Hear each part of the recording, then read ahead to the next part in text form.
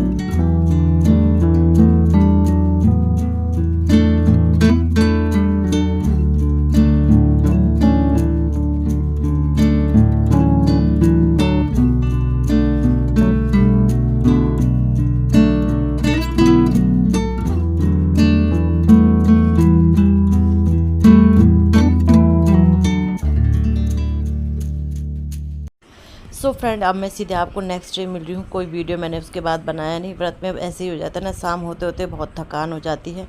तो यहाँ पे बस काम मैंने स्टार्ट कर दिया है। कपड़े वगैरह ये बच्चों ने चेंज किए हैं तो इनको डाल दूँगी धुलने के लिए, और यहाँ पे बिस्तर वगैरह सब सेट कर दूँगी। और आजकल कंबल वैसे निकाली हुई, कंबल नहीं है ये, वो वाली वूलन बेडशीट है, ये निकाल रखी हैं।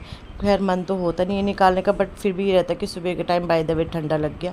तो बस अब 1-2 दिन रहेंगी, फिर मैं इन्हें संभाल दूँगी, क्योंकि अब गर्मी बहुत होने लगी है कि बिल्कुल भी कंबल वगैरह कुछ भी लेने का मन नहीं हो रहा है। तो बस इसके बाद इन्हें संभाल दूँगी, 1-2 दिन में धुल डाल के इन्हें संभाल दूँगी। तो बस काम स्टार्ट कर दिया है मैंने। पहले आज मैंने पूरा मतलब वैसे करना है, डस्टिंग साथ में डस्टिंग करते हुए, जैसे कोई डब्बे कहीं हैं, कुछ बहुत सारा सामान इधर उधर पड़ा हुआ है ना जैसे, तो इस वजह से उससे पहले दिन हम वहाँ चले गए थे तो अच्छे से सफाई भी नहीं की थी। सफाई का मतलब जैसे मोर्टिन लाए तो ऊपर आप देख रहे होंगे मोर्टिन का डब्बा है, कई कागज़ वगैरह सब छानते हुए आज मैं अच्छे से सफाई वो डस्टिंग करते हुए, और फिर जाऊँगी मैं झाड़ू लगाऊँगी।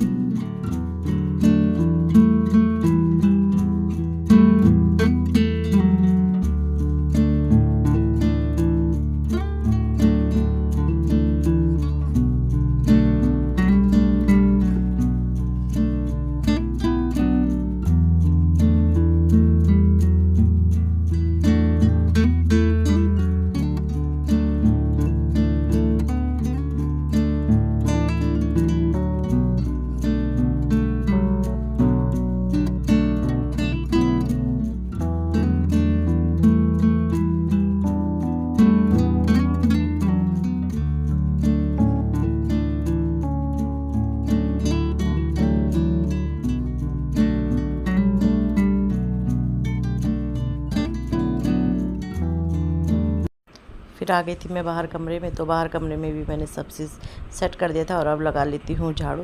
तो झाड़ू अगर अच्छे से लग जाए फिर उसके बाद तो पोछा लग ही जाता है अच्छे से। झाड़ू ये होता है कि नीचे और बेड है ना, तो बच्चे बेड के नीचे वेचे पता नहीं क्या क्या घुसाते रहते हैं। तो बस ये देखो, अभी मैंने डब्बा वगैरह सब वो क्लीन किया था ना, तो अच्छे से लगाती हूँ हमेशा झाड़ू, क्योंकि वो है ना, मतलब छोटा सा घर है, हौच पौच सामान है, तो फिर अगर झाड़ू अच्छे से न लगाओ तो इधर का कूड़ा उधर का कूड़ा उधर चल जाता है। तो इसलिए झाड़ू वगैरह ना मुझे अच्छे से लगानी पड़ती है।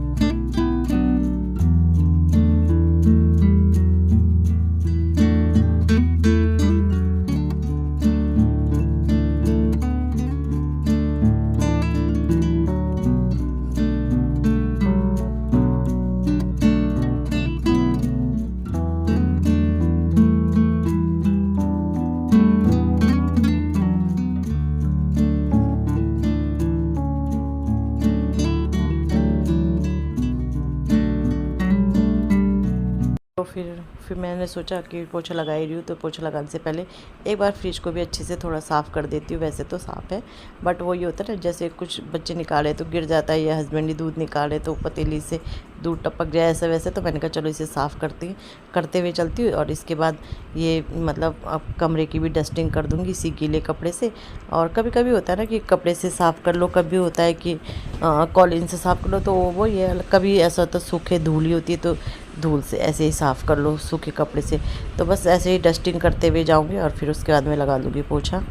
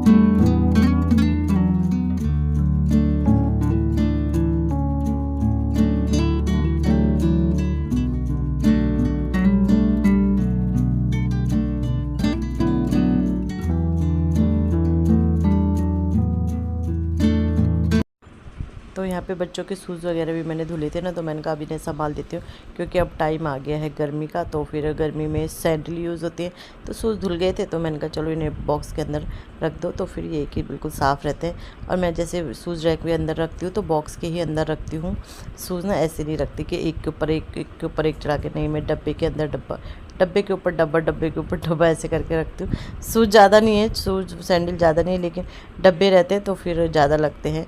तो बस यहाँ पे ये सब संभाल दूँगी और इसके बाद सीधे जाऊँगी नहाने के लिए। इसीलिए नहाने से पहले मतलब सारा काम मैंने अपना निपटा दिया है, किचन का हो, कमरे का हो, बाथरूम का हो, टॉयलेट का हो, सारा काम मैंने निपटा दिया। इसके बाद नहा के और फिर अपनी माता रानी की पूजा करूँगी। और फिर मन भी लगता है ना, जब काम कुछ छूटा रहे तो फिर मन भी नहीं लगता। हाँ, बस कपड़े छूट जाते, कपड़े तो ये है कि बाद में ही धुले जाते हैं, बस कपड़ों का काम रह जाता है। और आजकल तो कपड़े देर में भी धुलो तो कोई दिक्कत नहीं है, कभी भी धुल लो, क्योंकि सूख ही जाते हैं ना। सर्दियों में थोड़ा दिक्कत होती है कपड़ों की।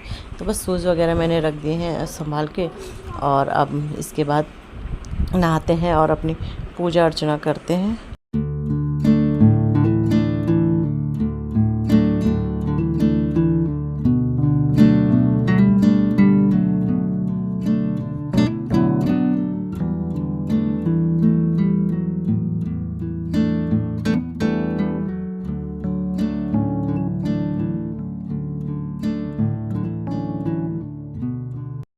तो पूजा करने से पहले बिंदी और सिंदूर ज़रूर लगा लेती हूँ। बोलते हैं पूजक मतलब सुहागन है, सुहागन को हमेशा अपने वो सुहाग के उसमें ही पूजा करनी चाहिए। तो बस यहाँ पे पूजा वगैरह करने के लिए, और ये मैंने शॉल ना वहाँ वृंदावन से लाया था, इससे ही पूजा करती हूँ।